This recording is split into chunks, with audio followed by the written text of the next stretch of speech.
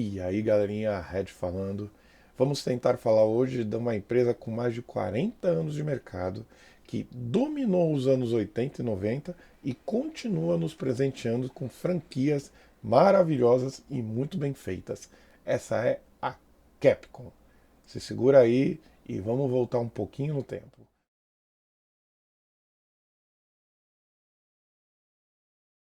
Só lembrando, galerinha, que ainda tá rolando no canal o sorteio dessa luminária do Pikachu, muito bonitinha, fofinha e gratuita.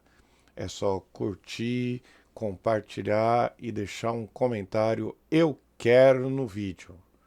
Eu vou mandar para sua casa completamente grátis uma unidade quando batemos 200 e uma unidade quando batemos 300 e uma outra unidade com 500 mais um Gengar também luminária. Participa lá, galerinha. Obrigado. Fundada em 1979 no Japão, a Capcom nasceu com o nome de Japan Capsule Computer. Sim, o nome vem da junção de capsule com computer. Daí, Capcom. A empresa começou como uma desenvolvedora de hardwares para máquinas de arcade, ou seja, fliperama dos anos 80. Mas não demorou muito, começou a desenvolver os seus próprios jogos, e foi aí que a história começou a ficar interessante. Em 1984, a Capcom lançou seu primeiro game de arcade, chamado Vulgus, um jogo de navinha na vertical. Mas o primeiro sucesso real veio logo depois, um jogo chamado 1942, um shooter de guerra, onde você era o piloto de um avião contra as forças japonesas durante a Segunda Guerra Mundial. Irônico, né? Talvez sim, mas foi um grande sucesso. Só em 1985 a Capcom já tinha mais de 10 jogos de arcade no mercado e faturava milhões de ienes só com os royalties das suas máquinas. E aí, meus amigos, foi quando chegou o primeiro grande pilar do que hoje é a Capcom. Ghosts Goblins em 1985. Um clássico que desafiava os jogadores com sua dificuldade insana, apresentando o cavaleiro Arthur enfrentando demônios e zumbis usando apenas cueca. Com o sucesso dos arcades, a Capcom percebeu o potencial dos consoles caseiros e começou a desenvolver jogos para a Nintendo. Seu primeiro jogo licenciado foi o 1942. Logo depois vieram Mega Man, Commando, Bionic Commander e Sector Z. Mas sem dúvida o seu maior sucesso dos anos 80 foi Mega Man, lançado em 1987. Criado por Kenji Inafune, o robô azul virou o símbolo da Capcom, com sua jogabilidade desafiadora, chefes com poderes roubáveis e trilha sonora inesquecível para a época. Uma curiosidade é que Mega Man vendeu muito pouco no início, mas ganhou sequências tão acima da média que hoje soma mais de 38 milhões de unidades vendidas em todas as plataformas. Mas em 1991, a Capcom lançou aquilo que seria o segundo pilar do que ela é hoje, Street Fighter 2. O jogo foi um sucesso absoluto, redefiniu o conceito de jogo de luta e virou um fenômeno na cultura gamer da época. Street Fighter 2 chegou a render mais de 1,5 bilhões em receita bruta só no fliperama. Isso mesmo, bilhões.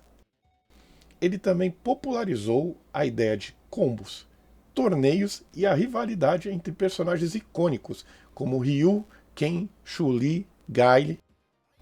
E foi nessa época que a Capcom se tornou um ícone do que eram jogos de arcade, com jogos como Capitão Comando, Final Fight, Cadillacs e Dinossauros, Alien vs Predador e outros muitos clássicos que até hoje são sucesso na onde você encontrar um fliperama. Só como curiosidade, a Capcom já detinha os direitos sobre a franquia Alien e a franquia Predador, e ela foi a primeira a pensar em fazer um crossover de Alien e Predadores.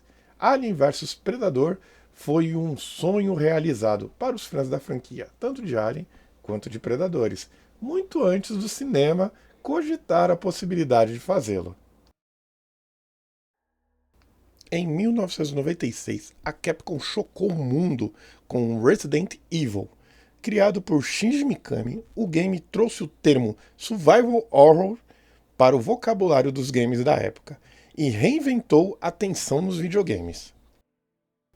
O sucesso foi tão grande que Resident Evil virou uma franquia mais rentável da história dos games, com mais de 157 milhões de cópias vendidas até 2024. E não só jogos, foram jogos, filmes, séries, livros, quadrinhos, action figures, tudo que você puder imaginar que tinha o nome Resident Evil vendia e vendia muito. Nos anos 2000, a Capcom apostou em novas franquias que hoje se tornaram lendas, como Devil May Cry, lançado em 2001 e revolucionou o hack slash. Onimusha, uma mistura de samurai com horror e sobrenatural, e Monster Hunter, lançado em 2004, um começo meio tímido, mas se tornou um fenômeno no Japão e mais tarde no mundo inteiro. Monster Hunter World foi lançado em 2018. Foi um fenômeno de vendas, mais de 24 milhões de unidades, e o jogo se tornou uma das franquias mais rentáveis da empresa até o presente momento. Uma outra curiosidade é que o Devil May Cry seria o que hoje é o Resident Evil 4. Era um protótipo, só que ficou muito diferente do que eles esperavam, porque o personagem principal teria uma espada, poderes mágicos e uma jogabilidade muito mais ágil, o que acabou se tornando uma outra franquia de sucesso, que hoje é conhecido como Devil May Cry. Mas nem só de acertos vive a história da Capcom. Nem tudo foi perfeito.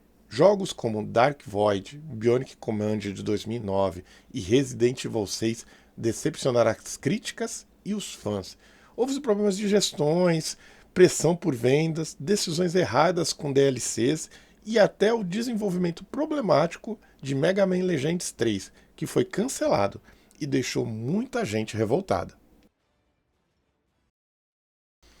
A partir de 2017, a Capcom passou por uma fase que pode ser chamada de renascimento, com Resident Evil 7 de 2017, que vendeu mais de 13 milhões de cópias, ou o remake de Resident Evil 2, que vendeu 13,7 milhões de cópias. Resident Evil Village de 2021, com 9,8, Devil May Cry 5, com 7,5 milhões de vendas, e Street Fighter 6 de 2023, com mais de 3 milhões de cópias vendidas em um ano. A Capcom reencontrou a sua identidade, jogos bem feitos, com respeito à base de fãs e foco na qualidade. E isso se refletiu em números.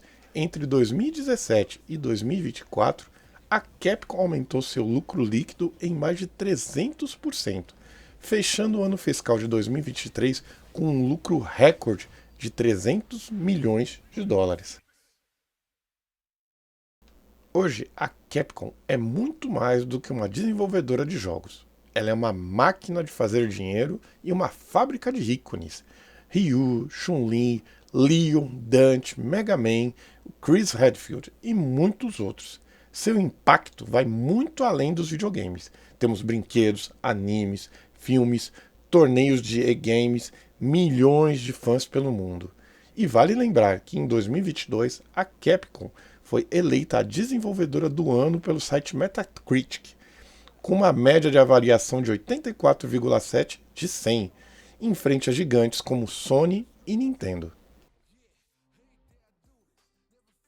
A Capcom é uma prova viva de que a empresa pode cair e cometer erros, mas se ela ouvir o público e se reinventar, ela volta ainda mais forte. Ela é uma lenda viva da indústria dos games, e se depender dos fãs e dos números, vai continuar surpreendendo por muitos e muitos anos. E aí, o que achou do vídeo? Faltou alguma coisa? Queria ouvir um pouco mais? Deixa aí seu comentário, deixa o like, se inscreve, curte o canal e até a próxima com mais uma historinha e logo logo mais novidade. Falou, galerinha, um abraço, tchau!